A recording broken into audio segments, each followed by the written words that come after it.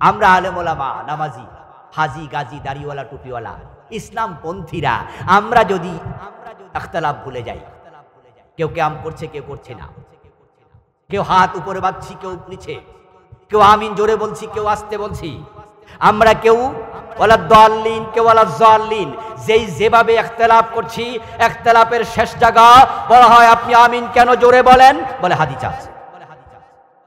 আপনি কেন আস্তে বলেন, হাদিসে আছে। তাহলে আমাদের ফিরে যাওয়ার জায়গা কোরআন এবং হাদিসের বাহিরে তো না। ইখতিলাফ যদিও করি কিন্তু ফিরে যাই কোথায়? কিয়াম কেন করছেন, বলে হাদিসে আছে। রাসূল অমুক সাহাবীকে দেখে বলেছে কুমু ইলা সাইয়্যিদিকুম, তোমরা অমুকের জন্য দাঁড়ায়া যাও। হযরত মুআজ বিন সাদ বিন মুআজকে দেখে বলছে কুমু ইলা সাইয়্যিদিকুম। এই দলিল দিয়ে আমাদের যারা ইয়া নবী সালামু আলাইকা বলে কিয়াম করে তারা হাদিসের দলিল দেয়। আমরা আবার বলি রাসূল বলছে আজমিদের মতো দাঁড়াইও না। সাহাবারা রাসূলকে দেখে দাঁড়াতো না, এই জন্য দাঁড়িয়ে দেওয়া সালাম দেওয়া দরকার নাই, বসে বসে সালাম দেয়া যায়। আমরাও বলি হাদিসে আছে, তারাও বলে হাদিসে আছে, জোরে আমিন হাদিসে আছে, আস্তে আমিন হাদিসে আছে। সবাই ফিরে যায় কোরআন হাদিসের কাছে। সুতরাং আল্লাহর দেয়া সুযোগ সামনের নির্বাচনে কাজে লাগাতে হবে। ফিরে আসা পুরা জাতি আল্লাহর কোরআনের কাছে, রাসূলের হাদিসের কাছে। আমরা আলেমরা যদি ইখতিলাফ ভুলে ঐক্যবদ্ধ হয়ে যেতে পারি, আলেমরা ঐক্যবদ্ধ হলে জালেমরা লেজ গুটিয়ে পালিয়ে যাবে। আলেমদের ঐক্যবদ্ধ হওয়া দরকার আছে না নাই? কোরআনকে সংবিধান বানানোর জন্য আপনারাও রাজি আছেন না নাই? কারা কারা রাজি, দুই হাত তুলে দেখান দেখে। রাসূলুল্লাহর হাতে কালেমা পড়ে মুসলমান হলো, তারপরে আবার মুরতাদ হয়ে বেঈমান হয়ে মরে গেল এমন লোক আছে। ইবনে খাতাল তাদের অন্যতম। প্রিয় নবীজির হাতে কালেমা পড়ল, হিজরত করে মদিনায় গেল, মুমিন এবং মুহাজির। কিন্তু কয়দিন পরে পলায়া মক্কায় চলে আসলো। আল্লাহর নবীর বিরুদ্ধে নিজে কবিতা লিখে লিখে মক্কার বাজারে রাসূলকে বদনাম করে বেড়াতো। নাউযুবিল্লাহ। মক্কা বিজয়ের পর রাসূলুল্লাহ সাল্লাল্লাহু আলাইহি ওয়াসাল্লাম ঘোষণা করলেন, লা তাসরিবা আলাইকুমুল ইয়াউম, আজকে কোনো প্রতিশোধ নেব না। আনতুমুত তুলাকা, তোমরা মুক্ত, তোমরা স্বাধীন, তোমরা নির্ভীক চিত্তে হাঁটো। আমি জোর করে মুমিন বানাবো না এবং প্রতিশোধ নেব না, তোমাদেরকে ছেড়ে দিলাম। ইল্লা ফুলানান ওয়া ফুলানান ওয়া ফুলানা, তবে অমক অমক অমক নাম ধরে ধরে বললেন, তাদের কোনো ক্ষমা নাই। হাইসু ওয়াজাদতুমুহুম ফাকতুলুহুম, ওদেরকে যেখানে পাও ও মুসলমান সেখানে হত্যা করো। যাদের ক্ষমা নাই তাদের মাঝে ইবনে খাতালের নামটাও ছিল। ইবনে খাতাল যখন শুনল, ঘর থেকে দৌড় মেরে বের হয়ে গেল। সে ভাবলো কোথায় যাই, আমার তো উপায় নাই।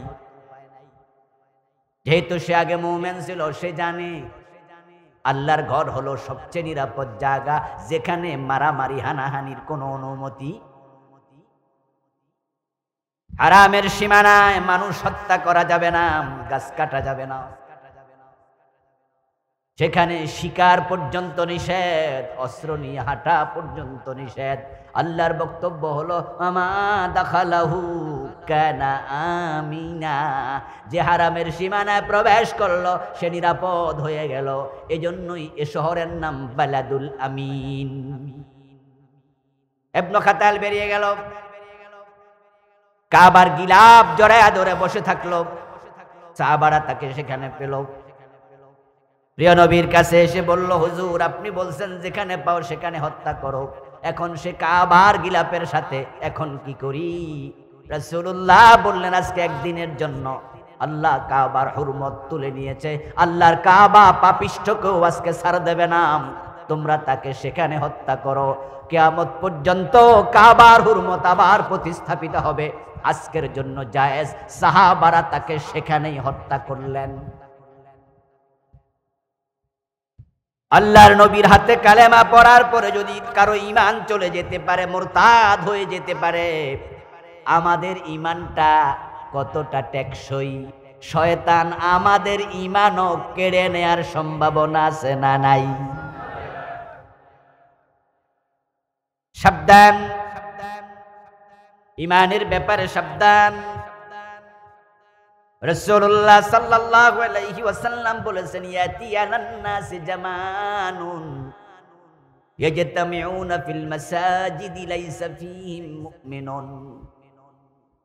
ইয়াতি আলান নাসি জামানুন ইউসবিহুর রাজুলু ফীহা মুমিন ওয়া ইউসবিহু কাফিরা। এমন জামানা আসবে যেই জামানার মানুষগুলো সকাল বেলায় ঈমানওয়ালা থাকবে, সন্ধ্যা বেলায় কাফের হয়ে যাবে। তাকুনু বাইনা সাহতে ফিতান কাকতাইল লাইলিল মুজলিম। কিয়ামতের আগে অবস্থা এমন হবে, সূর্য ডুবে গেলে চারদিক থেকে অন্ধকার যেমন ধেয়ে আসে, কিয়ামতের আগে দুনিয়ার বিভিন্ন জায়গা থেকে ফিতনা বের হবে, ফিতনা দিয়ে আসবে।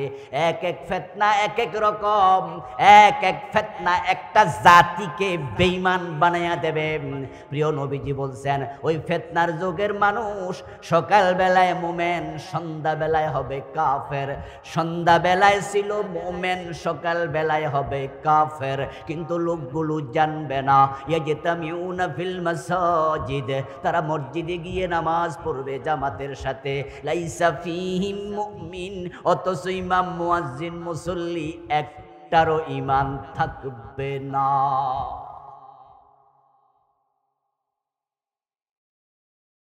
আসসাবিরু মিনহুম আলা দীনিহি কাল কাবিদ আলাল জামার। ওই জামানায় ঈমানের উপরে, দ্বীনের উপরে টিকে থাকা হাতের মাঝে আগুনের কয়লা রাখার মতো কঠিন হবে। ঈমান নিয়ে বেঁচে থাকা খুব টাফ। আর যাদের ঈমান নাই তাদের কোনো টেনশন নাই, কষ্টই নেই, তারা আরামে থাকে। কিয়ামতের আগে মানুষ সকাল বেলায় মুমিন, সন্ধ্যা বেলায় কাফের হবে। এই কথা শুনে আপনারা যদি মনে করেন যে এইটা কিয়ামতের আগে না হইব, এখন তো আর হইব না, তাহলে আপনি ভুল করবেন। কারণ রাসূলুল্লাহ হাদিস বলেছে, এরপরে 1450 বছর চলে গেছে, ওই অন্ধকার জামানা, ফিতনার জামানা। আপনাদের কনসেপ্টটা একটু বলুন তো, আপনাদের কনসেপ্টটা একটু জানি। ওই ফিতনার জামানা আসবে না এসে গেছে? ইয়েস, আমি দেখছি এই হাদিস 100% মিলে গেছে, 100-তে 100। এমন মসজিদ বাংলাদেশে আছে যে মসজিদের ইমাম কাফের, মুয়াজ্জিন কাফের, মুসল্লি সব কাফের। রাসূলুল্লাহ বলেছেন, ইয়াজতামিউনা ফিল মাসাজিদি, তারা মসজিদে একত্রিত হবে, নামাজ পড়বে। লাইসা ফীহিম মুমিন, একজন মুমিন থাকবে না। এই জামানা এসে গেছে, রাসূলের হাদিস বাস্তবায়িত হয়েছে। এমন মসজিদ আমি বাংলাদেশেই দেখি, একটা দুইটা না, কয়েকশো ইতিমধ্যে হয়ে গেছে, যেগুলোর ইমাম কাফের, মুয়াজ্জিন কাফের, মুসল্লি সব কাফের।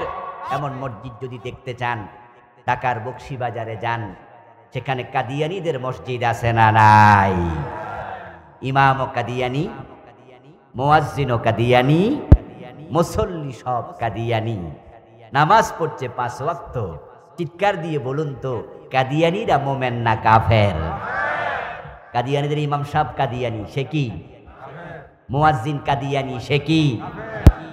হ্যাঁ, মুসল্লিরা কাদিয়ানী, সব কাফের।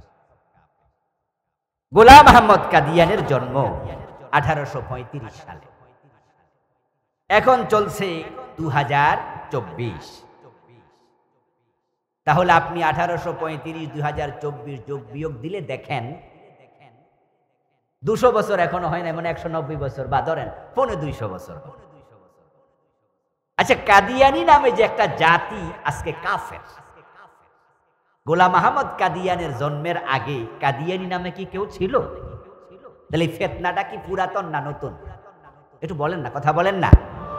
তাহলে ফিতনাটা 200 বছরের ফিতনা, 1400 বছরের ইসলামের তুলনায় পুরাতন ফিতনা ছিল। শিয়া পুরাতন ফিতনা, জবরিয়া, কাদরিয়া, মুতাজিলা পুরাতন ফিতনা, ফিরকায়ে বাতিলা, ফিরকায়ে বাতিলা। কিন্তু কাদিয়ানি ফিতনা এটা ফোনে 200 বছর আগের ফিতনা।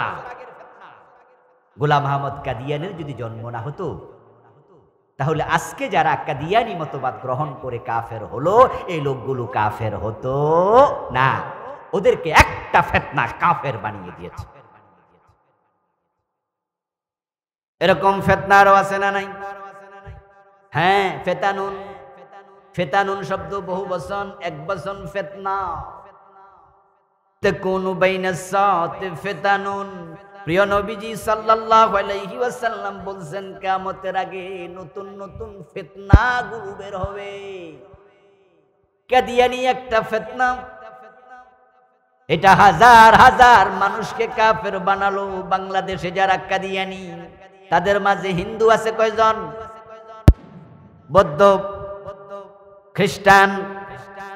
তাহলে যে কয়জন কাদিয়ানি সবাই ছিল মুসলমানের সন্তান, বাপ মুসলমান, মা মুসলমান। গোলাম আহমদ কাদিয়ানের জন্ম না হলে লোকগুলো কাফের হতো না। এটা একটা ফিতনা। রাসূল বলছেন ফিতানুন, আরো ফিতনা আছে। এখন বাকি ফিতনা জানা দরকার আছে না নাই? ওই ফিতনায় পড়ে তারা কাফের, ঈমান হারিয়ে ফেললো, সব শেষ, ক্ষমা নাই। যার ঈমান নাই কোনদিন আল্লাহর জান্নাত পাবে। জান্নাতে যাওয়ার জন্য দুটি শর্ত। কয়টা? কয়টা? মেহেরবানি করে কথা বলুন, ওয়াজ বাড়ি পর্যন্ত নেবেন। আল্লাহর কথা আমি শোনাচ্ছি। জান্নাতে যাওয়ার জন্য শর্ত হলো দুইটা। বলুন তো কয়টা? এই দুই শর্ত নিয়ে মরবেন, জান্নাত নিশ্চিত।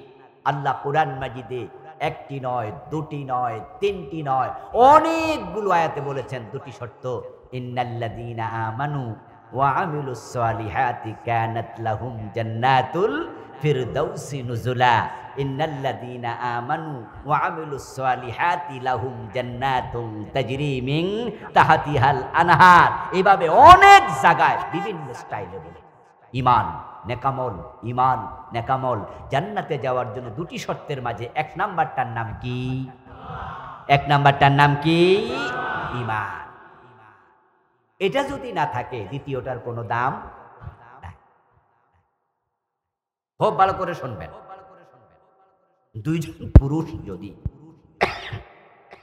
দুইজন পুরুষ যদি বিবাহের সাক্ষী হিসাবে উপস্থিত থাকে, তাহলে ছেলে এবং মেয়ে যদি ইজাব কবুল বলে, দুইজন পুরুষ সাক্ষী উপস্থিত আছে, শুনেছে, শরীয়ত বলে বিবাহ হয়ে বালেগ বালেগা মেয়ে ইজাব কবুল করেছে, তাদের পক্ষ থেকে অথবা তারা পুরুষ সাক্ষী দুইজন।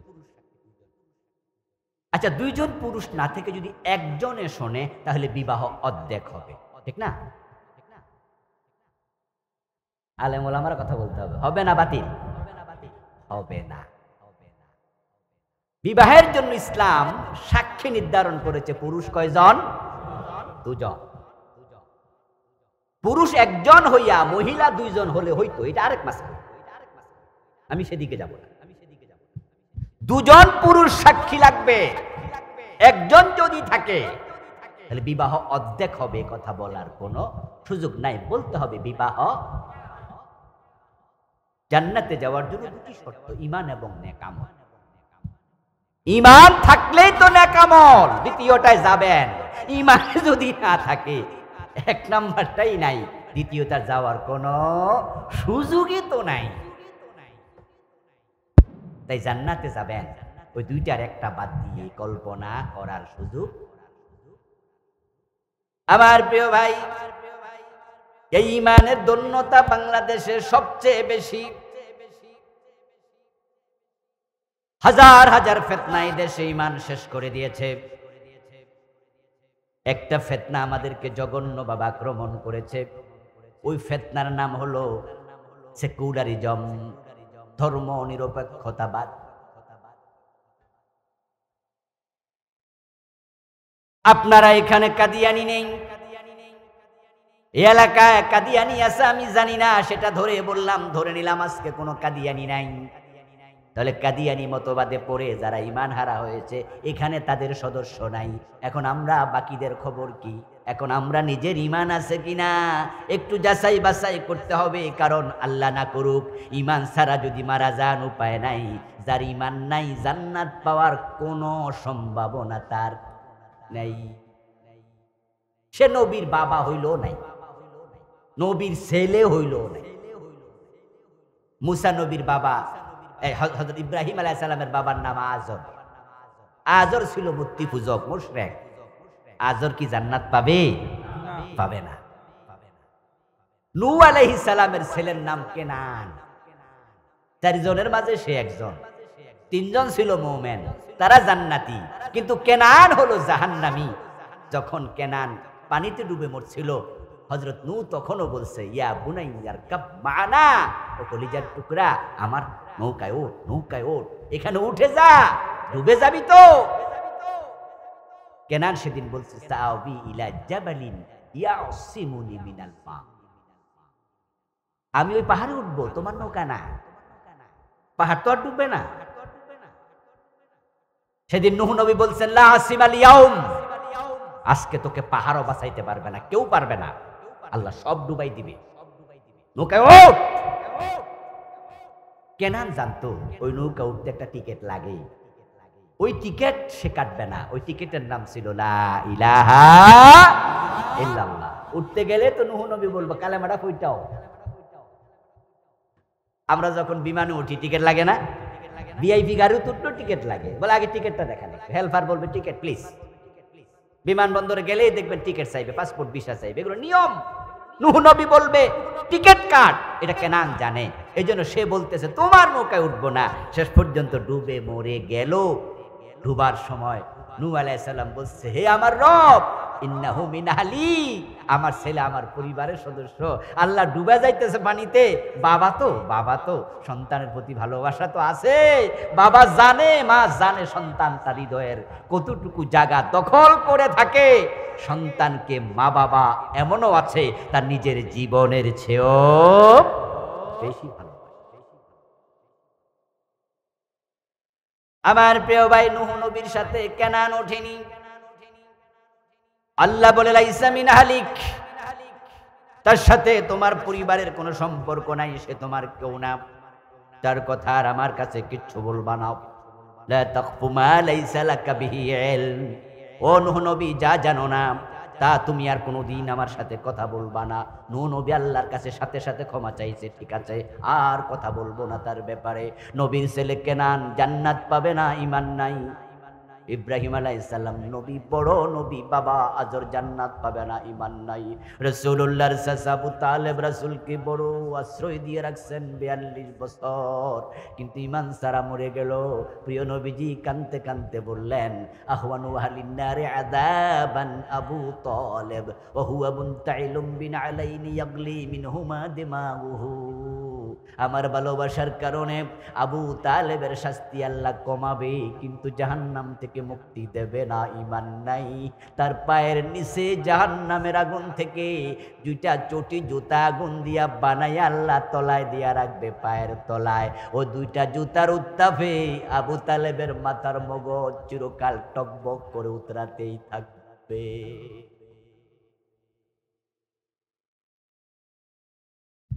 ও প্রিয় ভাই, ঈমান নাই, নবীর ছেলের জান্নাত নাই। ঈমান নাই, নবীর বাবার নাই, নবীর চাচার নাই। আর আপনি আমি নবীর আত্মীয় না, স্বজন না, পরিচয় নাই। জান্নাত পাইতে হলে ঈমান আমল দরকার আছে না নাই? ঈমান আমল যদি থাকে জান্নাত নিশ্চিত। বেলালের দিকে তাকান, ওই হাফসার বেলাল দুনিয়ায় জীবিত থাকতে জান্নাত পেয়ে গেছে। রাসূলের সাথে বংশের মিল নাই, রাসূলের সাথে চেহারার মিল নাই, রাসূল সাল্লাল্লাহু আলাইহি সাল্লামের সাথে কোন রকমের আত্মীয়তার লিঙ্ক নাই, সম্পর্ক নাই। অথচ বেলালকে রাসূল মেরাজ থেকে এসে বললেন, বেলাল, আমি মেরাজের রাতে জান্নাতে ঢুকেছি, আমার আগে আগে তোমার পায়ের শব্দ জান্নাতে শুনেছি।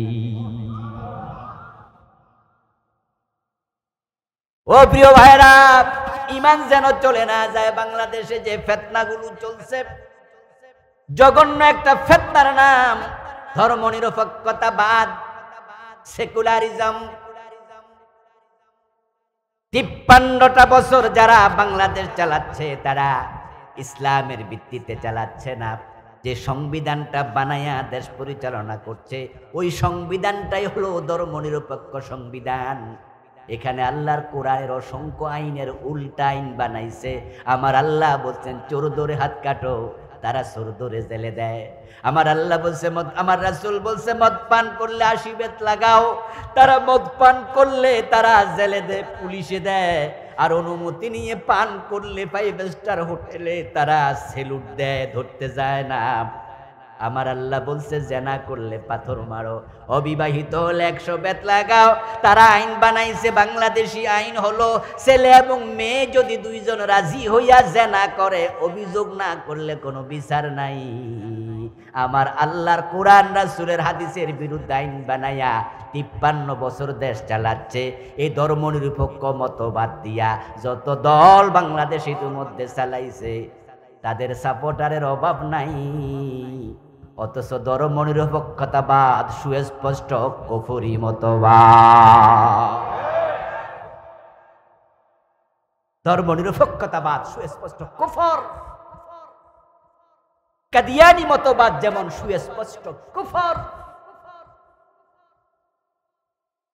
আমার প্রিয় ভাইয়ারা, আপনারা আমার সামনে যারা আছেন, তারা জেনে আর নেজেনে হোক, ইসলামের পক্ষে যদি আপনি ভোট না দেন, আমি দল বলছি না অমুক দলকে দেন বলি না, ইসলামের পক্ষে আপনি বলবেন যে আমি ইসলামের সাথে আছি, ইসলাম আছে যেখানে আমি আছি সেখানে তাদেরকে ভোট দেব, ইসলামের পক্ষে টাকা খরচ করব, ইসলামের পক্ষে মিছিল করব, ইসলামের জন্য লড়াই করব, ইসলাম দেশে কায়েম করার জন্য জেলে যাব, রক্ত দেব, প্রয়োজনে ফাঁসির মঞ্চে চলে যাব। ধর্মনিরপেক্ষতার সাথে নাই, ইসলামের সাথে নাই, এই চিন্তা যারা লালন করবে শুধু তারাই মুমিন, তারাই মুমিন, তারাই মুমিন। যারা বলবেন যে না, এর বিপরীতে তারা ঈমানওয়ালা না।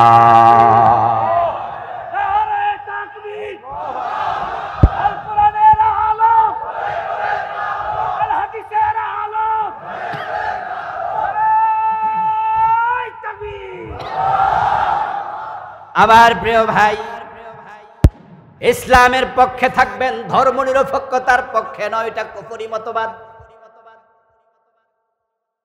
ধর্মনিরপেক্ষতার মানে হলো ধর্মহীনতা, বিশাল এক ফিতনা, যেটাই দেশের লাখ না কোটি কোটি মানুষের ঈমান শেষ করে দিয়েছে।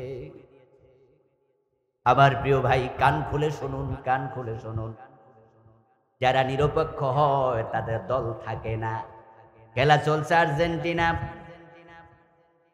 তার বিপরীতে আছে ধরে নেন বাংলাদেশ অথবা ইন্ডিয়া। এখন ফুটবল খেলায় চা দোকানে বসে যারা খেলা দেখে, দেখবেন কিছুক্ষণ পরে পরে টেবিলের মাঝে থাপ্পড় মাইরা কই গোল গোল গোল। আর্জেন্টিনার সাপোর্টার যারা, তাদের পক্ষে গোল হলে চিৎকার দেয়। ইন্ডিয়া অথবা বাংলাদেশ তার বিপরীতে খেলছে, তাদের সাপোর্টার যারা গোল হলে চিৎকার দেয়। কিছু লোক ইন্ডিয়াও নাই, বাংলাদেশের পক্ষও নাই, তারা হলো নিরপেক্ষ। এমন লোক চা দোকানে 2-4 জন আছে না নাই? এই যে ফুটবল খেলা যায়, তারপরে কি ক্রিকেট খেলা যায়, আমি কোনো পক্ষে মক্ষে নাই। এই খেলা কবে আসলো কবে গেল খোঁজও নেই না। এইসব ফালতু কাজে সময় দেয়, আর কি সময় আছে? ওয়াল্লাযীনা হুম আনিল লাগবি মুরিদুন।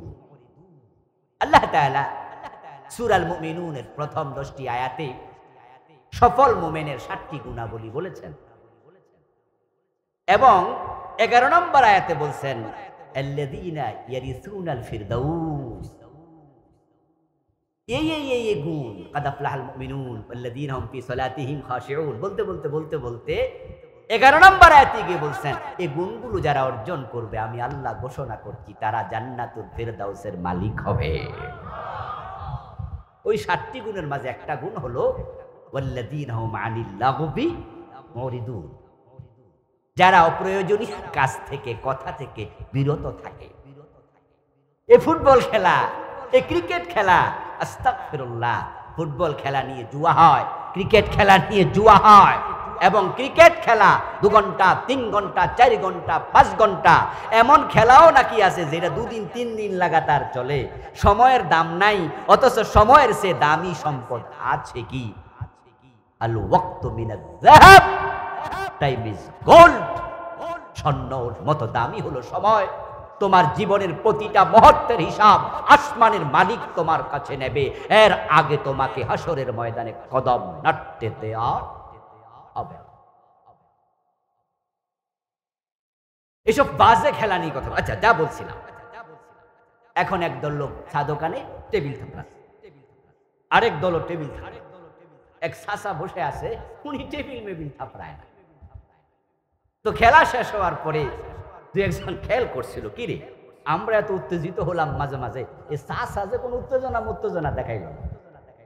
চাচারে জিজ্ঞাসা করলো, চাচা ব্যাপারটা কি বলেন তো? আমরা তো আর্জেন্টিনা, এরকম আমরা তো ব্রাজিল, দেখো আমি তো ইন্ডিয়া, আমি তো বাংলাদেশ। চাচা আপনার কি খবর? আমি কোনো পক্ষ নাই, আমি হইলাম নিরপেক্ষ। আজকের মাহফিলে আপনারা যারা আছেন, ধর্মের পক্ষে না নিরপেক্ষ? ধর্মের পক্ষে না নিরপেক্ষ? কোরআন মাজিদ আল্লাহ তাআলা বলেছেন পক্ষ হলো 2টা, লাকুম দীনুকুম ওয়ালিয়া দীন। আমার ধর্ম আছে আমার, তোমার ধর্ম তোমার, মাঝখানে আর কোনো কিছু রাখেন নাই। সুতরাং ধর্ম নিরপেক্ষতা। যদি বলেন আমি ইসলামের পক্ষে না, আপনি নিরপেক্ষ, আপনি কুফরিতে চলে গেছেন, নিজে খবরও রাখেন নাই। এই জন্য আমরা বলি ধর্ম নিরপেক্ষতা সুস্পষ্ট কুফর। এখন এই কুফর থেকে বাঁচতে হলে কি করতে হবে? এই কুফর থেকে বাঁচতে হলে আপনাকে ইসলামের পক্ষে আসতে হবে, কোরআনের পক্ষে আসতে। আমার বন্ধু, আপনি মনে মনে বলবেন, তাহলে আমরা যারা কোরআনের পক্ষে এতদিন ছিলাম না, আমরা বুঝি কাফের হয়ে গেছি? আমি বলবো অবশ্যই হয়েছেন। শুধু হয়েছেন বলিনি, হয়ে গেছেন অবশ্যই বলেছি। সাবধান মুসলমান, কারণ আপনার রব আপনাকে গোলাম বানায়া পাঠাইছে। আপনাকে বলেছে রাসূলুল্লাহল মুমিন কাল জামালিল আনিফ হাইসুমা কিদা ইনকাত। তুমি যখন কালেমা পড়ে ফেলেছ, তখন তুমি হয়ে গেলা সেই ওটের মতো, যে ওটের নাকের ভিতরে রশি ঢুকিয়ে দেওয়া হয়েছে। এখন মালিক টানে যেদিকে, কদম দিবা সেদিকে। কালেমা পড়ার পরে আল্লাহর কোরআন রাসূলের হাদিসের বাহিরে থাকার কোনো অধিকার তোমার আর নাই। আরেকটি আয়াত বললে একটু খুব বুঝবেন ভালো করে। আল্লাহ বলছেন কি দেখেন, আরো ক্লিয়ার, মা কানা লিমুমিনিন ওয়ালা মুমিনাতিন ইযা কাদাল্লাহু ওয়া রাসূলুহু আমরান আইয়াকুনা লাহুমুল খিয়ারাতু মিন আমরিহিম।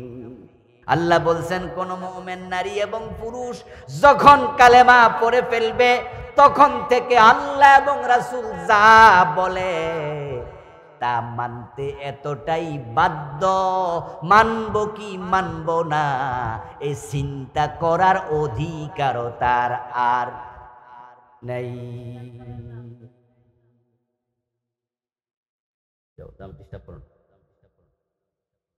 ঈমান আনার পর থেকে আল্লাহ এবং রাসূল যা বলবেন তা মানবেন কি মানবেন না এই চিন্তারও সুযোগ নাই। এর মানে কি? আরেক আয়াতে বলছে ইয়াকুলু সামেনা ওয়া তানা। তাহলে তারা কি করবে? আল্লাহ ব্যাখ্যা দিচ্ছেন, তারা বলবে শুনলাম আর মানলাম, শুনতে দেরি, মানতে আর দেরি করতে পারবে না। কাফের হওয়ার জন্য, কুফরি করার জন্য 100 কুফরি লাগে না, 10টা 20টা 50টা লাগে না। আল্লাহর কোরআনের সবটা আপনাকে মেনে নিতে হবে, এটা ঈমানের দাবি। কেউ যদি বলে 30 পারার মাঝে 29 পারা মানি, 1 পারা মানলাম না, আমরা বললাম তোমার ঈমানটা হলো না, তুমি কাফের। কেউ যদি বলে ঠিক আছে 113 সূরা মানলাম, 1 সূরা মানলাম না, আমরা বলবো তুমিও কাফের। কেউ যদি বলে সব মানি, 1 আয়াত মানি না, তার ব্যাপারে আমরা বলবো তুমি মোটামুটি মুমিন। ঠিক না?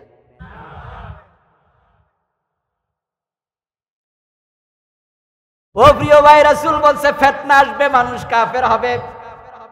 এখন ধর্মনিরপেক্ষ সংবিধান বাংলাদেশের লোকদেরকে 1 2 3 4 5 6 10 20 50 100 জায়গায় কুফরি করায় নাই, এ 53 বছরে কুফরি করাইছে শত শত জায়গায়, শত শত। আমাদের সংবিধানে আইন হচ্ছে দেশের মালিক জনগণ, সাবরেন্টি জনগণের, দেশের মালিক জনগণ। অথচ আল্লাহ কোরআনে একটা দুইটা নয়, অসংখ্য আয়াত আল্লাহ বলছেন আকাশ এবং জমিনের মালিক কে? লিল্লাহি মা ফিস সামাওয়াতি ওয়া মা ফিল আরদ ওয়া লাহু মান ফিস সামাওয়াতি ওয়া মান ফিল আরদ লিল্লাহি মিরাসিস সামাওয়াতি ওয়াল আরদ। একটা দুইটা না, কুলিল্লাহুম্মা মালিকাল মুলক তুতিল মুলকা মান তাশা। ধর্মনিরপেক্ষ সংবিধান দিয়ে 92% মুসলমানের বাংলাদেশ চালাতে চাই না। আমরা একমত হয়ে গেলে সরাসরি আল্লাহর কোরআনকে সংসদে ঢুকিয়ে দেওয়া যাবে।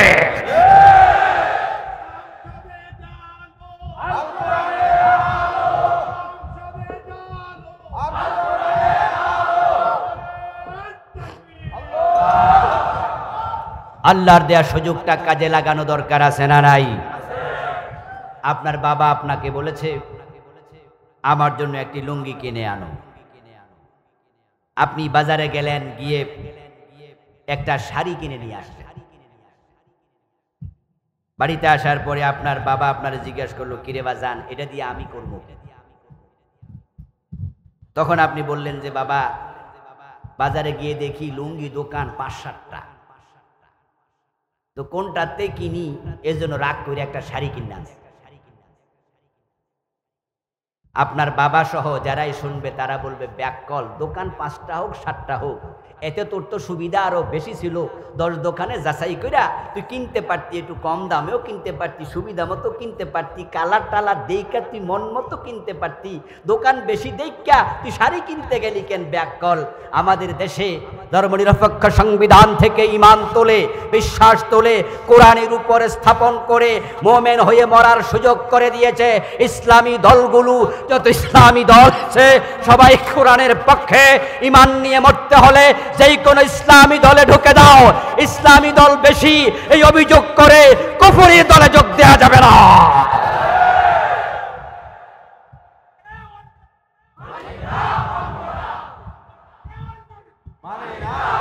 আপনারা অনেকে বলেন যে হুজুর ইসলামের পক্ষে তো আছি, তো তাইলে ধর্মনিরপেক্ষ দলের মিছিল করেন, মিটিং করেন, ভোট দেন। তো হুজুর আপনারাই তো দলের অভাব নাই, কোনটা দিন? এমন কথা বলার লোক আছে না নাই? বলে হুজুর ইসলামের পক্ষেই ছিলাম, আসি তো টাকা দেন ওদিকে, ভোট দেন ওদিকে। যারা আল্লাহর কোরআনের আলোকে দেশ চালাবে বলে না, তাদের দলীয় ঘোষণার মাঝে এটা নাই যে আমরা পাশ করলে কোরআনকে সংবিধান বানাবো, কোরআনকে সংসদে নেব, আল্লাহর আইনে দেশ চালাবো, এই চিন্তা তাদের মাঝে নাই। তা আপনি তাদের দলে টাকা দেন, তাদের দলে ভোট দেন, তাদের মিছিলে যান। আপনি বলছেন ইসলামের পক্ষে, তো হুজুর ছিলাম, আসি, কিন্তু আপনারা যে 13 দল, তো যাবো কোনটায়? তো লুঙ্গি দোকান বেশি, তাই শাড়ি কিনবেন না? বাজারের মাঝে মসজিদ বেশি দেখে মন্দিরে ঢুকবেন? যে কোন মসজিদে নামাজ পড়তাম, এত মসজিদে মন্দিরে চলো, সুযোগ নাই। ধর্মনিরপেক্ষতা কুফরি মতবাদ, এই মতবাদের সাথে সম্পৃক্ত থেকে মারা যাবেন, ঈমান শেষ হয়ে যাবে। প্রিয় ভাইয়েরা, ঈমান আছে, ঈমান নাও থাকতে পারে, ঈমান যে কোনো সময় চলে যেতে পারে।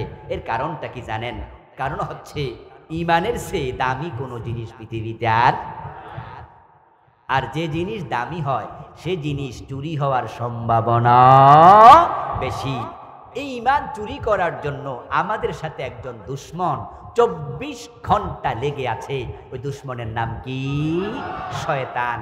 ইন্নাহু লাকুম আদুব্বুম মুবিন।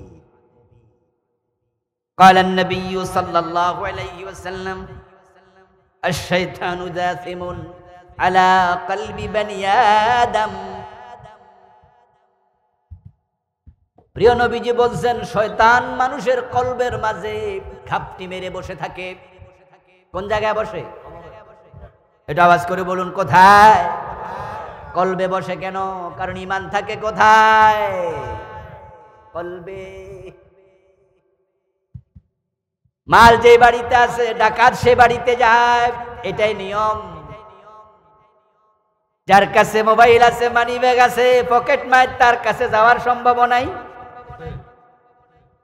ঈমান আছে কলবে, শয়তান কলবের পাশে থাকে এবং সে সারাক্ষণ ঈমান চুরি করার জন্য অপেক্ষা করে, কখন চান্স পাই ঈমানটা নিয়ে যায়।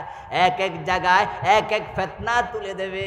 আমরা দেখেছি এই যে গত বছর নতুন এক ফিতনা আসছিল, ওই ফিতনার নাম LGBT শরীফ শরীফার গল্পের নামে।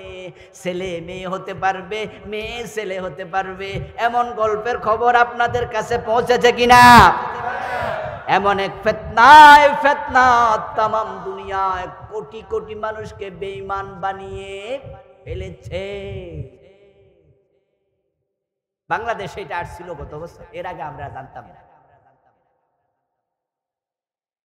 এবারে আগস্ট বিপ্লবে আমাদের শেফা ভাই বলছিল, আমি টার্কি থেকে আমেরিকায় গেলাম, 5 তারিখে আমার ফ্লাইট ছিল। আমেরিকাতে এক জায়গায় একটি প্রোগ্রাম করার জন্য গিয়েছি। অনেকগুলো প্রোগ্রাম করেছি আলহামদুলিল্লাহ। এক প্রোগ্রামে বাংলাদেশি কিছু ভাই যারা ওখানে পিএইচডি করছে, কেউ পিএইচডি করে ফেলেছে, কেউ ইউনিভার্সিটির প্রফেসর, 15-20 জন এক জায়গায় বসলাম, সবাই হায়ার এডুকেটেড। একজন বলল তার বিশ্ববিদ্যালয়ে তিনি শিক্ষক, যে সাবজেক্টে পড়ান ওনার সিলেবাসে LGBTQ কে ঢুকানো আছে, উনি নিজে সেটা পড়ান। আমি বললাম বলেন কি? বলে কিচ্ছু করার নাই, সিলেবাসের অন্তর্ভুক্ত, আমি পড়াতে বাধ্য। পড়াতে গিয়ে আমি জিজ্ঞাসা করলাম, LGBTQ তোমরা কে কে আছো যারা এটা ধারণ করো?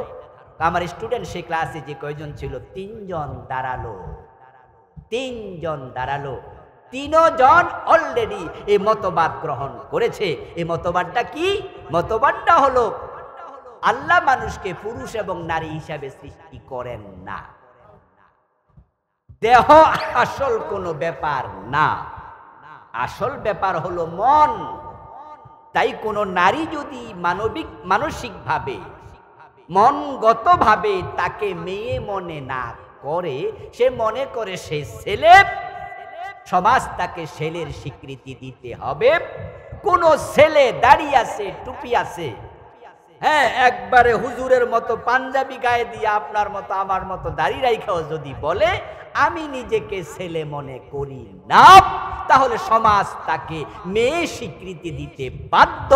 এই মতবাদ ঢুকাইয়া সিলেবাসে ঢুকাইছে আমেরিকা সহ পৃথিবীর অনেক দেশে, এটা অলরেডি চালু। বাংলাদেশে এটা ডিরেক্ট ঢুকানোর সাহস করে নাই,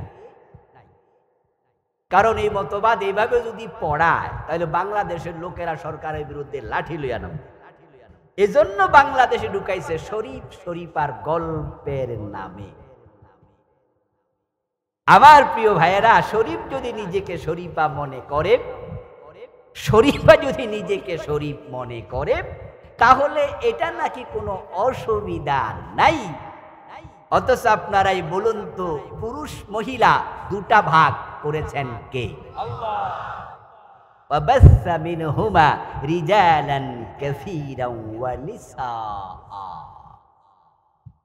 যে আল্লাহ তাআলা বলছেন আমি আদম হাওয়া থেকে অগণিত রিজাল, অগণিত পুরুষ, ওয়া নিসা অগণিত নারী আমি বানাইছি। ইয়াহাবু লিমান ইয়াশাউ ইনাসা ওয়া ইয়াহাবু লিমান ইয়াশাউ যুকুরা। তিনি যাকে চান ছেলে দেন, তিনি যাকে চান মেয়ে দেন। ছেলে এবং মেয়ে আলাদা করেছেন কে? আচ্ছা, সিলেবাসে যেটা ঢুকাইছে নারী পুরুষ বলতে আসলে কিছু নাই, এটা হচ্ছে মানুষের মনের ব্যাপার। এই কথাগুলো কি আল্লাহর কোরআনের এই আয়াতের পক্ষে না বিপক্ষে? কোরআনের বিপক্ষে গেলে ঈমান থাকে না যায়। এটা আরেকটা মতবাদ। কত ভাবে যে ঈমান চলে যাবে মানুষ কল্পনা করতে পারবে না। এর আগের বছর ঢুকাইছিল বান্দরের কাহিনী, মনে আছে না নাই? যে মানুষ নাকি বানর থেকে এসেছিল। আরেকটা মতবাদ, এই মতবাদের আবিষ্কর্তা ছিল একজন নাস্তিক, তার নাম ছিল মিস্টার ডারউইন।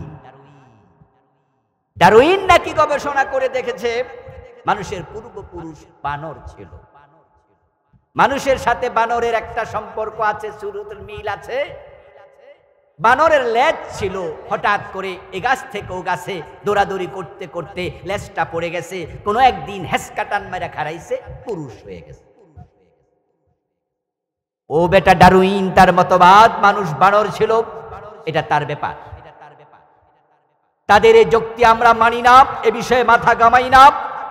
খ্রিস্টানরা বলে ঈসা নবী আল্লাহর ছেলে, এটা তাদের ব্যাপার, আমরা মানি না।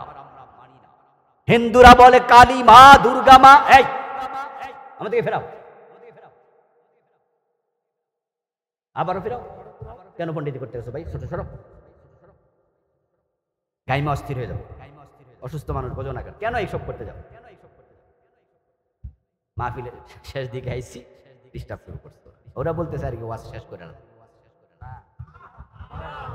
খ্রিস্টানরা বলে ঈসা নবী আল্লাহর ছেলে, আমরা বলি মানি না, ঠিক কিনা?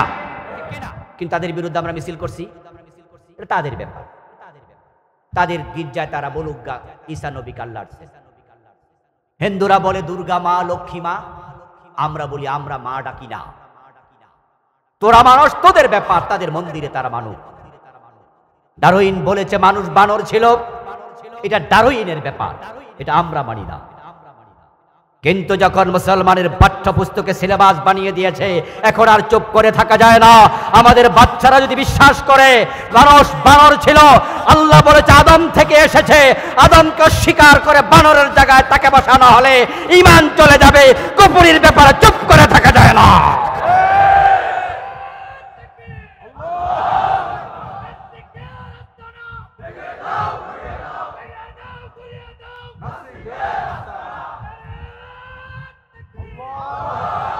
আলহামদুলিল্লাহ। প্রিয় ভাইয়েরা, আমি আপনাদেরকে যে কথা বুঝাতে চাচ্ছি, ফেতনা কি একটা না বেশি?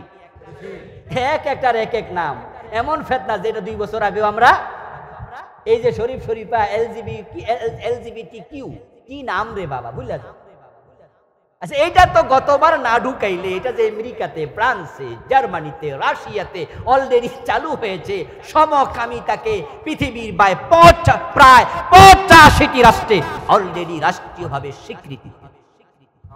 ছেলে ছেলেকে বিয়ে করে, মেয়ে মেয়েকে বিয়ে করে। এলজিবিটি কিউ রেজাল্ট 2 বছর আগে আমরা জানতামই না। নতুন ফেতনা। এইভাবে কিয়ামতের আগে ফেতনা আসবে। ফেতনায় মানুষ ঈমান হারাবে। এখন আপনারা বলুন তো, এখন ঈমান নিয়ে বাঁচতে চাইলে ফিতনা থেকে সতর্ক হওয়া দরকার আছে না নাই? আলহামদুলিল্লাহ। আমরা যখন দেখলাম তারা ডারউইনের মতবাদ বইতে ঢুকালো, বিগত পাওয়ারফুল সরকার, যে সরকার ভিশন 2041 ঘোষণা করেছে, ওদেরকে আলেম ওলামারা গত বছর পাঠ্যপুস্তকের বিরুদ্ধে মিছিল করে, মিটিং করে, মাহফিলে বলে যখন আমরা সারা দেশে তোলপাড় তুলে দিলাম, সরকার ডারউইনের মতবাদ বই থেকে স্থগিত করতে বাধ্য হয়েছে। তৎকালীন শিক্ষামন্ত্রী ডক্টর দীপু মনি কয়েকজনকে নিয়ে একটি কমিটি বানালেন। ওই কমিটি রিপোর্ট দিল যে হ্যাঁ, এই মতবাদ বইতে ঢুকছে। তাদের রিপোর্টের পরে সরকার শিক্ষা মন্ত্রণালয় থেকে সার্কুলার করেছে, পাঠ্যপুস্তকের অমুক ক্লাসের বইয়ের অমুক অংশ আর পড়ানো যাবে না, স্থগিত। আল্লাহ জাতির বাচ্চাগুলোকে ক্লাস 6 বা 7 দিয়েছিল, সম্ভবত ক্লাস 7। এই বাচ্চাগুলোকে আল্লাহ তাআলা কাফের হওয়া থেকে হেফাজত করেছে, ঠিক না? দেখেন ষড়যন্ত্র, দেখেন কুফরি উত্থান, দেখেন। আমি হিসাব করে দেখলাম এটা ক্লাস 7 বা 6 দিল কেন? এই ক্লাসে দিল কেন? কারণ ইন্টারমিডিয়েটে দিলে ফলাফানকে যদি ক্লাসে টিচার পড়াইতো, যে মানুষ আগে বান্দরা ছিল, ক্লাসের ফলাফান কইতো আমনে ছিলেন, আপনার দাদা ছিল, আমনে 14 গোষ্ঠী ছিল, আমরা না, ঠিক না? ফলাফান তো বড় হয়ে গেছে। তাই ইন্টারমিডিয়েট লেভেলে গিয়ে এগুলো পড়াইলে ফলাফান মানবে না, খাবে না, এ বস্তা পচা থিওরি মানবে না। আবার ক্লাস 3-তে 2-তে যদি দিত যে মানুষ এক সময় বান্দর ছিল, ক্লাস 1-2 ফলাফল করতো মানুষ কি বান্দর টান্দর কি আসছিল, এটা হেইরা ছিল, আমরা বুঝি না। কিন্তু এমন জায়গায় দিছে যারা প্রতিবাদও করে না, আবার অবুঝো না। 6-7 এই ক্লাসটাতে বুঝাইতে পারলে হয়তো বিশ্বাসও করতে পারে। আর যদি এটা সিলেবাসে থেকে যেত, আমাদের মুসলমানের সন্তানগুলো ক্লাস 7-এ বেঈমান হয়ে যেত। আমরা থামিয়ে দিয়েছি। এইবার যখন শরীফ শরীফার গল্প ঢুকালো, আলহামদুলিল্লাহ, আবার আলেম ওলামারা কথা বলা আমরা শুরু করলাম। আরেক ফিতনা, সরকার বাধ্য হয়েছিল আমাদের ইসলামী আরবি বিশ্ববিদ্যালয়ের ভিসি সাবেক ডক্টর রশিদ স্যার এবং কয়েকজনের একটি কমিটি করে দিল এবং দিয়ে বলল যে হ্যাঁ, এটার ব্যাপার দেখুন। এটা নিয়ে সরকারের সুস্পষ্ট সার্কুলার আমরা এখনো পাইনি, তবে বিষয়ে কথাবার্তা নাকি এমন হয়েছে যে আগামী বছর যখন পাঠ্যপুস্তক ছাপানো হবে এটাকে রাখা হবে না, এমন একটি নীতিগত সিদ্ধান্ত আমাদের কাছে এসেছে, গোপনীয়, এবং সেটা আপনার আনঅফিসিয়াল। তাই আমরা আলেম ওলামার অপেক্ষা করছিলাম, কিন্তু আল্লাহ আমাদেরকে এবার অগ্রিম সুযোগ করে দিয়েছে। এমন পাঠ্যপুস্তক কমিটি তৈরি হতে পারে যারা সরাসরি প্রাইমারি, হাই স্কুল, কলেজ সহ আমরা যদি দাবি জানাই বাংলার প্রতিটি শিক্ষা প্রতিষ্ঠানে সরাসরি কোরআন হাদিসকে সিলেবাসে ঢুকিয়ে দিতে হবে। সে সুযোগ আছে না নাই? আল্লাহর দেওয়ার সুযোগকে আবার কাজে লাগাতে হবে। এজন্য আসুন, আগামী নির্বাচন 1 বছর পরে হোক, 2 বছর পরে হোক, 3 বছর পরে হোক, হবে তো? আমরা আলেম ওলামা, নামাজি, হাজি, গাজী, দাড়িওয়ালা, টুপিওয়ালা, ইসলাম পন্থীরা আমরা যদি ইখতিলাফ ভুলে যাই, কেউ কিয়াম করছে, কেউ করছে না, কেউ হাত উপরে বাঁধছি, কেউ নিচে, কেউ আমিন জোরে বলছি, কেউ আস্তে বলছি, আমরা কেউ ওয়ালা দাল্লিন, কেউ ওয়ালা জাল্লিন, যেই যেভাবে ইখতিলাফ করছি, ইখতিলাফের শেষ জায়গা বলা হয় আপনি আমিন কেন জোরে বলেন? বলে হাদিসে আছে। আপনি কেন আস্তে বলেন? হাদিসে আছে। তাহলে আমাদের ফিরে যাওয়ার জায়গা কোরআন এবং হাদিসের বাহিরে তো না। ইখতিলাফ যদিও করি, কিন্তু ফিরে যাই কোথায়? কিয়াম কেন করছেন? বলে হাদিসে আছে। রাসূল অমুক সাহাবীকে দেখে বলেছে কুমু ইলা সাইয়্যিদিকুম, তোমরা অমুকের জন্য দাঁড়ায়া যাও। হযরত মুআজ বিন সাদ বিন মুআজকে দেখে বলছে কুমু ইলা সাইয়্যিদিকুম। এই দলিল দিয়ে আমাদের যারা ইয়া নবী সালামু আলাইকা বলে কিয়াম করে তারা হাদিসের দলিল দেয়। আমরা আবার বলি রাসূল বলছে আজমিদের মতো দাঁড়াইও না। সাহাবারা রাসূলকে দেখে দাঁড়াতো না, এই জন্য দাঁড়িয়ে দেওয়া সালাম দেওয়া দরকার নাই, বসে বসে সালাম দেয়া যায়। আমরাও বলি হাদিসে আছে, তারাও বলে হাদিসে আছে, জোরে আমিন হাদিসে আছে, আস্তে আমিন হাদিসে আছে, সবাই ফিরে যায় কোরআন হাদিসের কাছে। সুতরাং আল্লাহর দেয়া সুযোগ সামনের নির্বাচনে কাজে লাগাতে হবে। ফিরে আসা পুরা জাতি আল্লাহর কোরআনের কাছে, রাসূলের হাদিসের কাছে। আমরা আলেমরা যদি ইখতিলাফ ভুলে ঐক্যবদ্ধ হয়ে যেতে পারি, আলেমরা ঐক্যবদ্ধ হলে জালেমরা লেজ গুটিয়ে পালিয়ে যাবে। আলেমদের ঐক্যবদ্ধ হওয়া দরকার আছে না নাই? কোরআনকে সংবিধান বানানোর জন্য আপনারাও রাজি আছেন না নাই? কারা কারা রাজি? 2 হাত তুলে দেখান দেখে।